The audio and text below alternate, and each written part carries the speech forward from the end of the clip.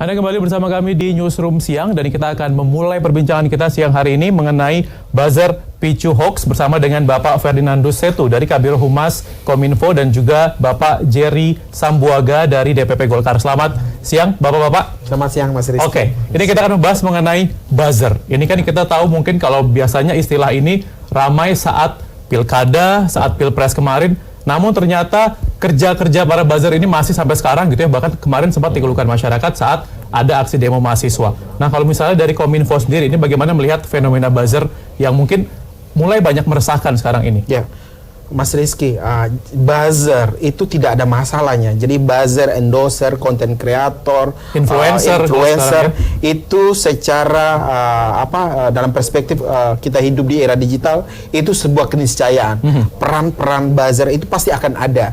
Persoalannya di hari di mana ketika kontestasi politik dan kemudian orang menggunakan kekuatan buzzer untuk kepentingan melakukan framing dan kemudian melakukan blaming terhadap pihak lain, bahkan mendiskreditkan kelompok tertentu, bahkan kemudian memicu konflik gara-gara hoaks yang disebarkan karena isu-isu terkait dengan suku, agama, ras antar golongan, itulah yang menjadi concern kita. Jadi pada dasarnya Kementerian Kominfo negara selalu mendorong peran makin banyak orang terlibat dalam berdemokrasi, baik itu offline maupun online. Ketika menggunakan online, orang menyampaikan pendapat, menyampaikan kritik pada negara, kritik terhadap pemerintah, silakan, boleh-boleh saja. Tapi kemudian ketika mereka bersinggungan dengan konten-konten yang sengaja dieksploitasi untuk kepentingan politik tertentu, mendiskreditkan, bahkan melakukan black campaign dengan menggunakan fenomena buzzer, itu yang menjadi persoal.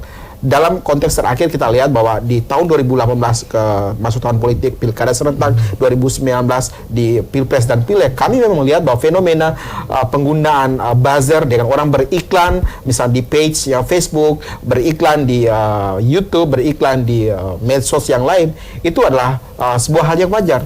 Tapi kemudian yang menjadi kekhawatiran kita bersama sebagai bangsa, sengaja orang-orang mengiklankan, kemudian dalam konteks iklan tadi itu kemudian yang data-data yang disampaikan, data-data yang tidak valid, data-data yang kemudian diracik sedemikian rupa untuk kemudian mengecilkan orang lain, mengecilkan pihak lain, bahkan membunuh karakter pihak lain.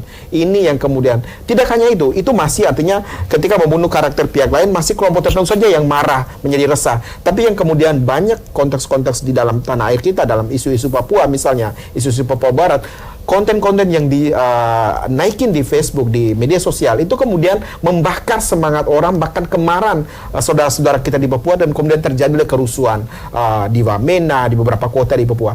Ini yang kemudian pada akhirnya kita tahu dalam berita-berita terakhir ini, Facebook misalnya menonaktifkan 69 page yang ternyata itu diikuti ratusan ribu orang di tanah air. Dan page-page tadi itu pada umumnya palsu. Artinya kesadaran orang masyarakat kita selaku netizen untuk menggunakan akun-akun asli, akun-akun yang kemudian dipastikan siapa di baliknya, itu perlu dilakukan. Di tanah air masih banyak penggunaan akun-akun palsu tersebut, Mas Rizky. Oke, baik. Kalau untuk Pak Jerry ini, kalau Partai Golkar sendiri apakah memang membuat atau mempunyai buzzer sendiri atau seperti apa untuk politiknya? Baik, jadi begini, saya sepakat ya merespon yang Pak Ferdinand sampaikan mengenai buzzer. Sebenarnya buzzer itu kan sebuah hal yang lumrah ya, di mana dengan perkembangan zaman, dengan kemajuan teknologi, di mana kita semua terhubungkan dengan sebuah sistem yang sangat digital ya, menggunakan media sosial maupun juga media konvensional, dan saya pikir seluruh masyarakat khususnya generasi muda zaman sekarang pasti tidak ada yang tidak memakai itu. Tapi cuma satu yang paling penting adalah prinsipnya adalah apabila konten-konten yang disebarluaskan atau didistribusikan itu palsu, hoax atau fitnah, dan itu bertentangan dengan undang-undang. Sebagaimana kita ketahui, kebetulan saya dulu di Komisi 1 DPR RI, kami melihat juga ada satu keresahan ya di publik yang bisa mengakibatkan banyak konflik dan hal-hal yang sifatnya itu destruktif, sehingga kami membuat bersama dengan pemerintah Undang-Undang ITE, Informasi Transaksi Elektronik, yang dimana di dalamnya mengatur secara jelas, secara gamblang dan secara eksplisit bagaimana apabila ada konten-konten yang sifatnya itu memfitnah orang, mencemarkan nama baik, menyinggung sara, suku, agama, ras, dan antar golongan dan lain-lain, itu bisa dipidanakan ya. Dan tidak hanya soal bagaimana kita menyimpan konten tersebut, tapi juga mendistribusikan, dan juga ada ancamannya yang cukup berat. Nah, ini artinya apa? Ini merupakan sebuah keberpihakan dari DPR dan juga pemerintah untuk bisa memastikan bahwa jangan sampai terjadi hoax-hoax seperti yang lalu-lalu mungkin dalam kontestasi politik yang pernah intensif ya. Tetapi yang ingin saya sampaikan bahwa yang penting regulasinya dan pengaturannya, jangan sampai buzzer-buzzer ini melihat celah-celah hukum sehingga bisa membuat atau mentransformasikan ya hal-hal yang disebarkan itu menjadi hoax. Dan yang kedua yang ingin saya sampaikan adalah kita kemarin sempat ada juga wacana ya untuk di DPR RI periode yang lalu itu untuk mensahkan undang-undang KKS ya, ketahanan dan keamanan cyber ya. Dimana saya pikir ini menjadi hal yang menarik. Karena kenapa? Karena ini bisa membuat juga masyarakat lebih hati-hati ya dalam menggunakan apapun yang berhubungan dengan cyber, internet dan seterusnya.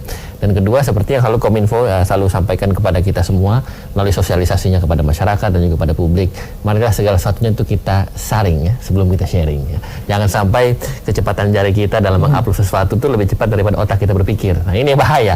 Karena apalagi khususnya generasi muda ya. Ini yang harus kita sampaikan kepada publik, bahwa saya pikir seluruh stakeholder semuanya, tidak hanya politisi, tidak hanya DPR, pemerintah, juga partai politik, partai saya paling tidak Golkar, kita memiliki kepedulian yang sangat tinggi terhadap hal yang sifatnya ini bersinggungan dengan buzzer, bersinggungan dengan hal-hal politik yang bisa dilakukan dalam sosial media dan juga media konvensional. Kenapa? Karena ini erat hubungannya dengan apa? Erat hubungannya dengan pola dan perilaku dan juga hubungan di masyarakat. Seperti disampaikan oleh Pak Ferdinand, banyak hal-hal yang sifatnya itu bisa dikapitalisasi, diglorifikasi, yang tadinya itu tidak benar menjadi lebih parah lagi dan bisa menyeret ke konflik seperti yang terjadi di saudara-saudara kita di Papua misalnya. Hal-hal yang sifatnya itu mungkin berawal dari hal yang sifatnya fitnah berkembang menjadi hal yang mengajak publik, menggiring opini publik sehingga membuat gerakan-gerakan tertentu yang bisa destruktif. Nah, hal ini yang sangat berbahaya. Nah, oleh karena itu kami mendorong tentunya kepada seluruh stakeholder di sini, pemerintah, DPR RI dan seterusnya, sampai ke pemerintah daerah, untuk bisa lebih memperhatikan dan lebih bisa concern terhadap hal-hal yang sifatnya mungkin sederhana, tetapi kita harus memulai itu dari sebuah kacamata atau perspektif kedisiplinan ya. Disiplinan dalam masyarakat untuk bisa membentuk dan juga untuk bisa menyaring dan juga untuk bisa melakukan secara tertib. Nah, ini yang saya pikir harus kita pahami sebagai kepentingan kita bersama, kepentingan bangsa, dan ini aset buat kita. Karena kenapa? Banyak kita lihat contoh kasus-kasus di negara lainnya, banyak keresahan, konflik dan juga ketumbangan kekuasaan itu dimulai dari sosial media. Bahaya itu. Dan ini yang bisa kita harus filter dan kita harus maknai sebagai hal yang menurut saya itu sangat kritikal dan sangat signifikan ya untuk kita pelajari dan untuk kita eksekusi bersama-sama. Oke, baik. Dan berikutnya kita juga mungkin bertanya-tanya gitu ya, buzzer seperti apa yang memang nanti akhirnya ditindaklanjuti oleh Kominfo yang juga sudah diinstruksikan oleh Menkominfo, dan kita akan cari tahu jawabannya usai jeda berikut. Tetaplah bersama kami.